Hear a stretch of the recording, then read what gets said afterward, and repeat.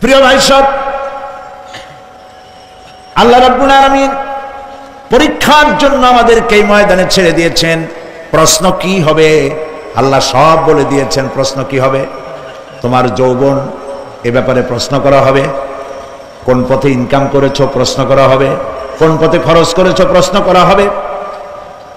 দ্বীনের ইলম যতটুকু হাসিল করেছিলে তার কতটুকু নিজে পালন করেছো, আর দ্বীনের দাওয়াত কতটুকু মানুষের কাছে পৌঁছায়ছো, প্রত্যেকটি ব্যাপারে কিয়ামতে আল্লাহর কাছে জবাব দিতে হবে। মানুষের জীবন আমল দিয়ে গঠন হয়, আমল দিয়ে জীবন গড়ে, নইলে এই মাটির তৈরি দেহ জান্নাত আর জাহান্নামের কিছু দিয়ে তৈরি হয় নাই।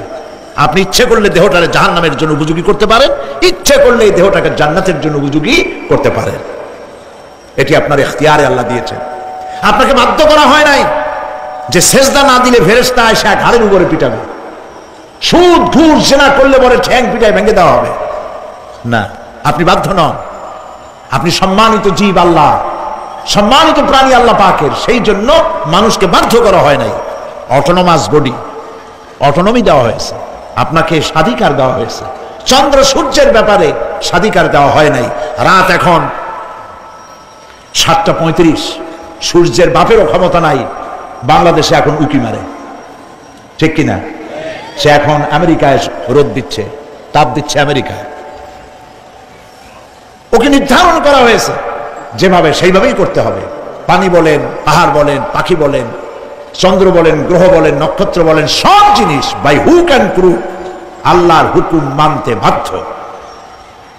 কোরআনে কারীমে আল্লাহ পাক বলেছেন, আফাগায়রা দীনিল্লাহি ইয়াবগুন ওয়া লাহু আসলামা মান ফিস সামাওয়াতি ওয়াল আরদি তাওআন ওয়া কারহা।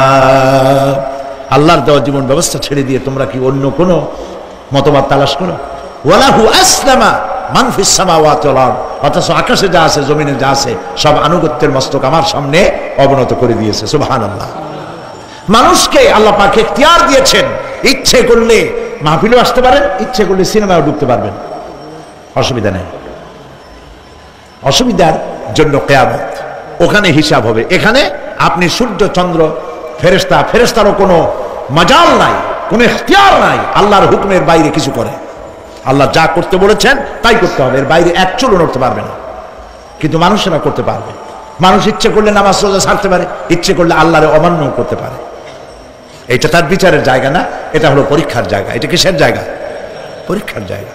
এখানে আপনি কামাই করলে ওখানে কিছু পাবেন, এখানে কামাই না করলে কিছু পাবেন না। আরো সোজা করে বলি, কোন কৃষক, যে কৃষক আষাঢ় মাসে শ্রাবণ মাসে জমিন চাষ করে না, পৌষ মাসে তার গোলায় ধান আসবে?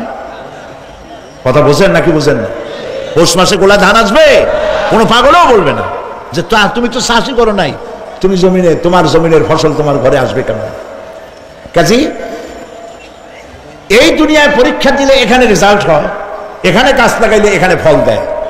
কিন্তু মানুষের জন্য আল্লাহ পাক যে আমল তৈরি করেছেন, পরীক্ষা নেবেন, সেই পরীক্ষার রেজাল্ট এখানে হবে না। পরীক্ষার রেজাল্ট আউট হবে কোথায়? আখিরাতে। বলেন সবাই, কোথায় হবে? পরীক্ষার রেজাল্ট আউট হবে কোথায়? আখিরাতে। এখানে আপনি যা কামাই করবেন এখানে রিটার্ন দেওয়া হবে না। এখানে যা কামাই করবেন সমস্ত কামাই 700 গুণ বর্ধিত আকারে কিয়ামতে আল্লাহ আপনার হাতে ধরাই দিবেন। আল্লাহর ওয়াদা কখনো মিথ্যা হয়? মিথ্যা হয় রাজনৈতিক দলের নেতারা, এই জাতীয় লোকেরা যারা মঞ্চে আসে আর বলে যে এবার আমাদের ভোট দেন, আমরা ক্ষমতায় যাইতে পারলে আপনারা না খাইয়া কেউ মরবেন না। কিন্তু কি খাইয়া মরবে তাও কয় না। সেদিন শুনলাম এই যে নির্বাচন এখন একটা চলতেছে, স্লোগান বাপ দাঁড়াইছে, ছেলে তো বলে রহিম ভাই আমার ভাই, তোমার ভাই, বাপের নাম রহিম। তারপরে শুনলাম বলতেছে বেগুন ভাইয়ের চরিত্র, আজকাল নাম রাখে তো আদর করে, বেগুন পটল, বেগুন ভাইয়ের চরিত্র ফুলের মতো পবিত্র। আমি আরেকজনের পাশে থেকে কইল যে নামাজ পড়ে না, একক তো এমনই ফুলের মতো চরিত্র। তো দুনিয়ার ময়দানে আপনি যা কামাই করবেন এখানে রেজাল্ট আউট হবে, এখানে আপনি পাবেন ফল, এখানে পাবেন। যা করবেন এখানে গাছ লাগাবেন, ফল লাগাবেন, এখানে পাবেন। আর আল্লাহর জন্য যেটা করবেন সেটার ফল, সেটার রেজাল্ট কিয়ামতে বাইর হবে। সুবহানাল্লাহ। এখানে পরীক্ষা দিয়ে যদি কেউ ফেল করে, ম্যাট্রিক পরীক্ষা দিয়ে ফেল করেছে, ফাজেল পরীক্ষা দিয়ে ফেল করেছে, আবার পরীক্ষা দিয়ে পাশ করার সুযোগ আছে, আবারও ফেল করেছে, আবারও পরীক্ষা দিয়ে পাশ করার সুযোগ আছে। 10 বার যদি ফেল করে আরো 10 বার পরীক্ষা দিয়ে পাশ করার সুযোগ আছে। কিন্তু কিয়ামতের দিন আল্লাহ রাব্বুল আলামিনের জীবনের পরীক্ষায় কোনো মানুষ যদি আল্লাহর আদালতে ফেল করে বসে একবার, দ্বিতীয়বার পরীক্ষা দেওয়ার আর কোনো সুযোগ নাই। এই পৃথিবীতে যদি কেউ নিম্ন আদালতে মামলায় হেরে যায়, জজ কোর্টে করবে, যদি হেরে যায় হাইকোর্টে করবে, হেরে গেলে আপিল করবে সুপ্রিম কোর্টে, সুপ্রিম কোর্টেও যদি হেরে যায় তাহলে প্রেসিডেন্টের কাছে আপিল করবে, সুযোগ আছে কয়েকবার। কিন্তু কিয়ামতের দিন জীবনের আদালতে কোনো মানুষ যদি একবার ফেল করে বসে, জীবনের মামলায় যদি একবার হেরে যায়, দ্বিতীয়বার আপিল করার আর কোনো জায়গা নাই। সে আখিরাতে রেজাল্ট আউট হবে। আমরা সব মরে যাব, আমরা সব কি হব? সব মরে যাব। আল্লাহ পাক আমাদেরকে উঠাবেন আবার। মানুষকে কবরে রাখার সময় আমরা কি বলি? মিনহা খালাকনাকুম, জানেন না? পড়েন, মিনহা খালাকনাকুম ওয়া ফিহা নুঈদুকুম ওয়া মিনহা নুখরিজুকুম তারাতান উখরা। এই মাটি দিয়ে তোমাকে তৈরি করা হয়েছিল, এই মাটির মধ্যে রেখে গেলাম, এর থেকে আবার তোমাকে উত্থিত করা হবে। কে বলতেছেন এ কথা? আল্লাহ পাক বলছেন, আল্লাহ তাআলা বলছেন। কি নিষ্ঠুর এই পৃথিবী! ভেবে দেখেছেন কি একবারও কি ভেবে দেখেছেন এই পৃথিবী কত নিষ্ঠুর? এই সন্তান সন্ততি সব একটি মোহ, একটি মায়া, একটি মহব্বত, একটি প্রতারণা। যে বইয়ের জন্য হারাম ইনকাম করেছেন, যে সন্তানদের জন্য হারাম ইনকাম করেছেন, জান দিলেন, রক্ত দিলেন, জীবন দিলেন, সারা রাত কষ্ট করেছেন, দৌড়দৌড়ি করেছেন, যখন মরে গেলেন, যে বাচ্চাটা আপনি করে না নিলে কলিজা ঠান্ডা হয় না, সেই বাচ্চা বলবে, মাকে বলবে, মা বাপের লাশ যে রুমে আছে আমার সেখানে নিও না, আমার ভয় করে। ঠিক কিনা? স্ত্রীও আরো 2-1 লোক না হলে লাশের ঘরে থাকতে পারবে না, তারও ভয় করবে। থাকলে বড় জোর মা থাকতে পারে, বাপ থাকতে পারে। যাকে বিবাহ করার পর অনেক সন্তান আছে, মা বাপকে চোখে দেখতে পারে না, বড় কথা মতো মায়ের সাথে কথা বলা বন্ধ করে দেয়। হয়তো কুমিল্লা এরকম নাও থাকতে পারে। বউ তো নালিশ করছে, মায়ের সাথে কথা কয় না, আবার বলে এই বুড়িটা মরে না কেন? নাউযুবিল্লাহ, নাউযুবিল্লাহ। বুড়িটারে মরার কথা বলতেছো তুমি। তোমার ছোট্টবেলায় যখন তোমার টাইফয়েড হয়েছিল, অসুখ করেছিল, গরিব বাবা, বাড়িতে ল্যাপ নাই, খাতা নাই, তোষক নাই, সেই জায়গায় মা তার কাপড় বিছায় দিয়া বুকের উপরে নিজের শরীরের উষ্ণতা দিয়া বাঁচায় রাখার চেষ্টা করেছে, নিজে না খেয়ে খাওয়াইছে, অসুখ সারে না। মা ওই মুমূর্ষু বাচ্চার সেরানে তার মাথার কাছে বসে তাহাজ্জুদের নামাজ পড়ে কোরআন শরীফ তেলাওয়াত করে, চোখ দিয়া পানি পড়ে আর বলতে থাকে, রব্বুল আলামিন আমার জীবনটারে দিয়া আমার কলিজার টুকরার সন্তানটারে বাঁচাইয়া দাও। যেই মা নিজের জীবন দিয়া সন্তান বাঁচাইতে চাইলো, সেই সন্তান আজকে বউ পাইয়া মাকে ভুলে যায়, মায়ের সাথে খারাপ ব্যবহার করে। আল্লাহ রাব্বুল আলামিন বলেছেন, মা বাবার সঙ্গে খারাপ ব্যবহার করো না, ভালোবাসায় কথা বলো। ওয়াকুল লাহুমা কাওলান কারীমা, সম্মান সূচক কথা বলো। মা বাবার জন্য দোয়া করো আমার কাছে। কে বলতেছেন? আল্লাহ তাআলা বলছেন দোয়া করো আমার কাছে এই ভাষায়, রব্বিরহামহুমা কামা রাব্বায়ানি সাগীরা। পড়েন সবাই, রব্বিরহামহুমা কামা রাব্বায়ানি সাগীরা। আয় আমার রব, আমার মা বাপ যেমনি ছোটবেলায় আমাকে অত্যন্ত যত্ন করে লালন পালন করেছে, আল্লাহ তাআলা তুমি দয়া করে আমার মা বাপকে তোমার রহমতের করে লালন পালন করো। সুবহানাল্লাহ। প্রত্যেক নামাজের পর সকলে এই দোয়া পড়বেন, মনে থাকবে? মনে থাকবে? প্রিয় ভাই সব, সেই কিয়ামতের মাঠে আমাদেরকে উঠতে হবে, আল্লাহর দরবারে উঠতে হবে। সেই সময় আমাদেরকে কেউ উপকার করবে না। ইয়াউমা লা ইয়ানফাউ মালুন ওয়ালা বানুন, সম্পদ আর সন্তান সন্ততি কোনো কাজে লাগবে না। মা তার সন্তানকে চিনবে না, সন্তান তার মাকে চিনবে না, বাপ তার সন্তানকে চিনবে না, কেউ কাউকে পরিচয় দিবে না। কি মারাত্মক অবস্থা! মানুষ চরম অসহায় হয়ে যাবে।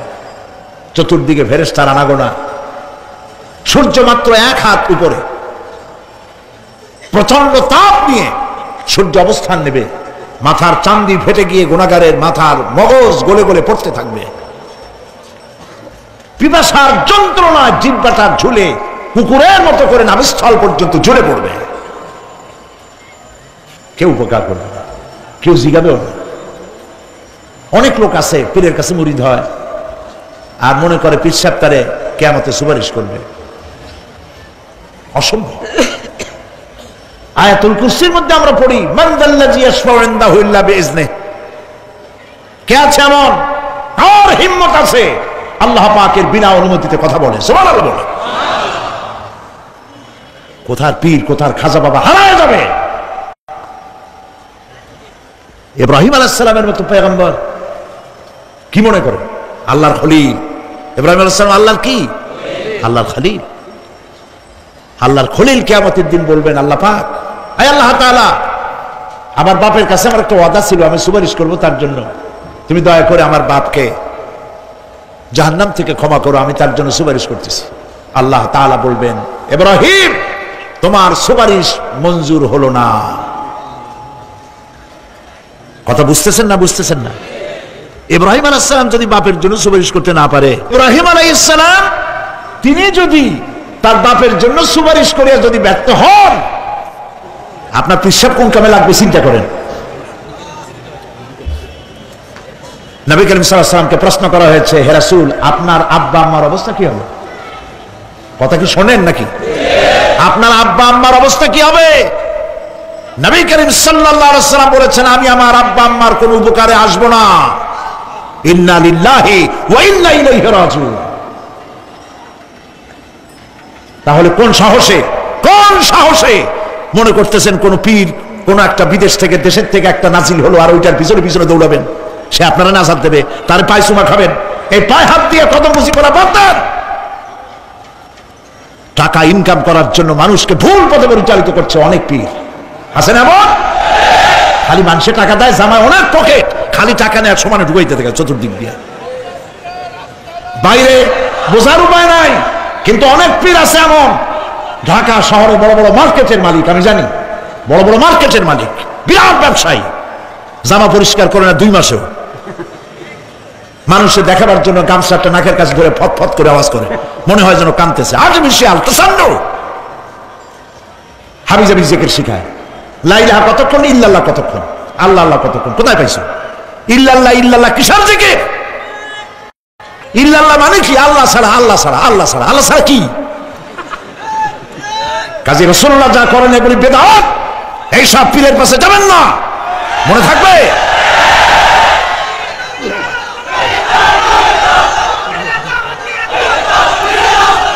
প্রিয় ভাই সব, কিয়ামতের দিন আপনার আমল, একমাত্র আমল আপনাকে বাঁচাইতে পারবে।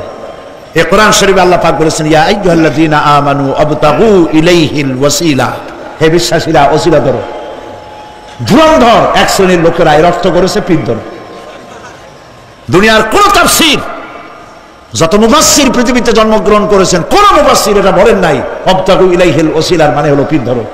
বরং সমস্ত তাফসীর মুহাক্কিকিন বলেছেন আবতাগু ইলাইহিল ওসিলা আয় আমলে সালেহ, নেক আমলের ওসিলা ধরো।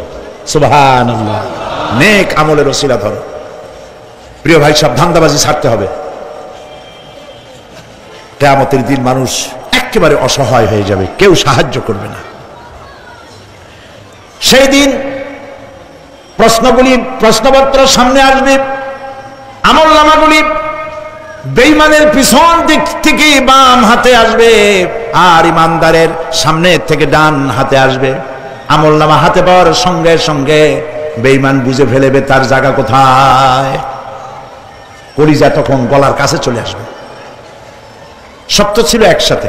মনে করেন এই মাহফিলের মধ্যে, মনে করেন এইখানে সন্ত্রাসী আছে, খুনি আছে, ওয়ান্টেড, মোস্ট ওয়ান্টেড আসামি এর মধ্যে আছে, ধরা যাচ্ছে না। অনেক মানুষের মধ্যে হঠাৎ করে অর্ডার হলো যে ভিতরে এসবিআই ঢুকিয়ে দেওয়া হয়েছে, গোয়েন্দা বিভাগের লোক ঢুকিয়ে দেওয়া আছে, সন্ত্রাসী মোস্ট ওয়ান্টেড যারা আছে বেরিয়ে পড়ো, এক মাসে চলে আসো। তখন অবস্থাটা কি হবে তাদের? মজা লাগবে? পায়ের রক্ত মাথায় উঠে যাবে, চোখ দিয়ে রক্ত পড়া শুরু করবে। সমস্ত মানুষ একসাথে ছিল হাসরের ময়দানে। হঠাৎ করে অর্ডার হয়ে যাবে, অন্তাজুল ইয়াউমা আইয়ুহাল মুজরিমুন, হে অপরাধীর দলেরা আলাদা হয়ে যাও। ইন্না লিল্লাহ, আলাদা হয়ে যাও। সমস্ত মানুষ সেখানে খালি পায়ে উঠবে, কারো পায়ে জুতা নাই, স্যান্ডেল নেই, পরনে কোনো কাপড় নাই, গায়ে কোনো কাপড় নাই, মাথায় কোনো আবরণ নাই।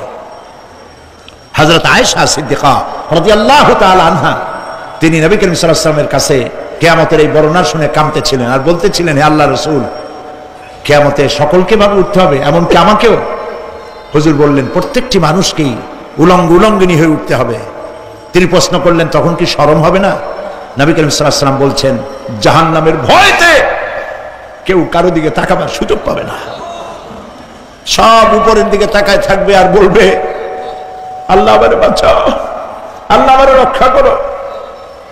সমস্ত নবীরা, সমস্ত নবী, আদম আলাইহিস সালাম থেকে শুরু করে ঈসা আলাইহিস সালাম পর্যন্ত সব নবী বলবেন, নাফসি নাফসি, আল্লাহ আমারে বাঁচাও, আমাকে রক্ষা করো।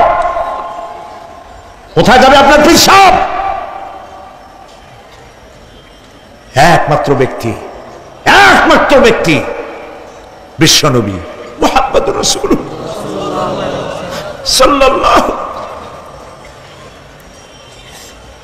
মানুষেরা হয়রান হয়ে যাবে, আদম আলাইহিস সালামের কাছে যাবে, আবাল বাশার, আপনি প্রথম মানুষ, আমরা বিপদে শেষ হয়ে গেছি, 50,000 বছর দাঁড়ায় আছি।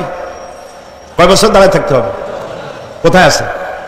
এই কোরআন শরীফে 50,000 সানা মিম্মা তাউদ্দুন। এই পৃথিবীতে গণনা করলে 12 মাসে 1 বছর, 12 বছরে 1 যুগ, এরকম করে করে 50,000 বছর পৃথিবীতে গুনলে যত বড় লম্বা হয়, বিচারের দিনটা এত বড় লম্বা হবে। সবাই বলবে, আদম আলাইহিস সালাম আমাদের জন্য একটু আল্লাহকে সুপারিশ করুন যেন তিনি আমাদের বিচারটা তাড়াতাড়ি করে দেন। তিনি বলবেন, আমার পক্ষে সম্ভব নয়, আল্লাহর সামনে দাঁড়িয়ে কথা বলার আমার কোনো সাহস নাই, আমি পারবো না। নূহ আলাইহিস সালামের কাছে যাও। নূহ আলাইহিস সালাম বলবেন, আমি পারবো না। মুসা আলাইহিস সালামের কাছে যাও। তিনি বলবেন, আমি পারবো না। ইব্রাহিম আলাইহিস সালামের কাছে যাও। একজন আরেকজনের কাছে পাঠাবে। সর্বশেষ ঈসা আলাইহিস সালামের কাছে লোকেরা আসবে, হাসরবাসী। ঈসা আলাইহিস সালাম বলবেন, আমি তো পারবোই না, কারণ পৃথিবীর শত শত কোটি নাসারারা আমাকে আল্লাহর ছেলে বলেছে, অথচ আমি তাদের তা বলতে বলি নাই। আমি নিজের ব্যাপারেই আজকে শঙ্কিত, আমারে তারা আল্লাহর ছেলে বলছে। আল্লাহ আজকে আমার সাথে কি ব্যবহার করবেন আমি তো জানি না, আমি নিজেই বিপদে আছি। তবে আমি তোমাদের ব্যাপারে একটা পরামর্শ দিতে পারবো। একজন ব্যক্তি আছে যার কাছে গেলে তিনি কথা বলতে পারবেন, তিনি বিশ্বনবী রাহমাতুল লিল আলামিন জনাব মুহাম্মদ রাসূলুল্লাহ সাল্লাল্লাহু আলাইহি ওয়াসাল্লাম। তার কাছে চলে যাও, হাসরবাসীরা তার কাছে চলে যাবে। নবীজি সকলের কথা শুনে সিজদায় পড়ে কাঁদতে থাকবেন। তিনি বলবেন, হাসরবাসীদের কাজ সুস্থ করবেন, এই কাজ আমার কাজ, আমি বলবো আল্লাহ পাককে। তিনি সিজদায় পড়ে কাঁদবেন। রব্বুল আলামিন প্রশ্ন করবেন, হে আমার রাসূল, আপনার তো আজকে কান্দার দিন না, আপনি কাঁদেন কেন? আমি আপনাকে মাকামে মাহমুদ দিয়েছি, কাউসারের মালিক বানাই দিয়েছি। আপনি জান্নাতে প্রবেশ করার আগে কেউ বেহেশতে যাইতে পারবে না, এই সম্মান দিয়েছি, কাঁদেন কেন? নবীজি বলেন, রব্বুল আলামিন যা তুমি আমার জন্য বরাদ্দ রেখেছো সব আমি পেয়েছি বা পাবো, আমি কান্দি, আমার উম্মতের কি হবে? আল্লাহ রাব্বুল আলামিন তাকে পারমিশন দিবেন। আপনার নেককার জান্নাতি উম্মতগুলি আপনি বেছে নিন। নবী করিম সাল্লাল্লাহু আলাইহি ওয়াসাল্লাম পারমিশন পাবেন। আল্লাহর পারমিশন ব্যতি রেখে আল্লাহর দরবারে কথা উচ্চারণ করার ক্ষমতা কারো হবে না। সুবহানাল্লাহ। এই কথা ভাববার কোনো কারণ নাই। অমুক পীর সাহেবের অনেক মুরিদ আছে, সব মুরিদ টুরিদ নিয়ে নারায়ে তাকবীর জিন্দাবাদ, পীর সাহেব জিন্দাবাদ, এই সমস্ত বাদ বোধ কামে লাগবে না। ওয়া কুল্লুহুম ইয়াতিহি ইয়াউমাল কিয়ামাতি ফারদা। কিয়ামতের দিন প্রত্যেককে একজন একজন করে আসতে হবে আল্লাহর দরবারে। আল্লাহ বলেছেন একজন একজন একজন, মিছিল করার উপায় নেই। আল্লাহ রাব্বুল আলামিনের দরবারে হাজির হয়ে যাবে সেই কঠিন হাসরের ময়দানে। বাঁচার জন্য নবীজি দোয়া শিখায় দিয়েছেন, দোয়া করো আল্লাহুম্মা হাসিবনি হিসাবান ইয়াসীরা। পড়েন আমার সাথে, আল্লাহুম্মা হাসিবনি হিসাবান ইয়াসীরা, আল্লাহুম্মা হাসিবনি হিসাবান ইয়াসীরা। হে আল্লাহ, তুমি আমার সহজ হিসাব নাও। নবী করিম সাল্লাল্লাহু আলাইহি ওয়াসাল্লাম নিজেই দোয়া করেছেন। চিন্তা করেন, আল্লাহ পাক নিজে, আল্লাহ তাআলা তিনি নিজে প্রশ্ন করবেন এবং পাপগুলি দেখাই দেবেন, এই সব পাপ করছো। মানুষ, আল্লাহর বান্দা ভয় চোটে কলজা গলা দিয়ে বেরিয়ে যেতে থাকবে, বেরিয়ে যেতে চাইবে, তার বাষ্পরুদ্ধ হয়ে আসবে, বলতে থাকবে আল্লাহ আমি করে ফেলেছি, আমি মাপ চাই, তোমার কাছে ক্ষমা ভিক্ষা চাই। আল্লাহ রাব্বুল আলামিন বান্দার কাকুতি বিরতির দিকে লক্ষ্য করে বলবেন, বান্দারে আমি তোকে ক্ষমা করে দিলাম। এটাই হলো হিসাব ইয়াসির, সহজ হিসাব। এই সহজ হিসাব কার কিসমতে আছে কার কিসমতে নাই তা আমরা কেউ জানি না। এই দুনিয়াটাকে আল্লাহ পাক বানাইছিলেন পরীক্ষা নেওয়ার জন্য। কি জন্যে? পরীক্ষা নেওয়ার জন্য। পরীক্ষায় যার যে বয়স এখন আছে, এখানে আমার যা বয়স, আপনার যা বয়স, এই বয়সে যা যা করছি এখন হিসাব করেন। ছোটবেলায় কই মাছের কাঁচা গলার মধ্যে ঢুকছিল, তখন ক্লাস 2তে পড়ি। এরকমের একটা ঘটনা মনে আছে কিনা? মনে নাই?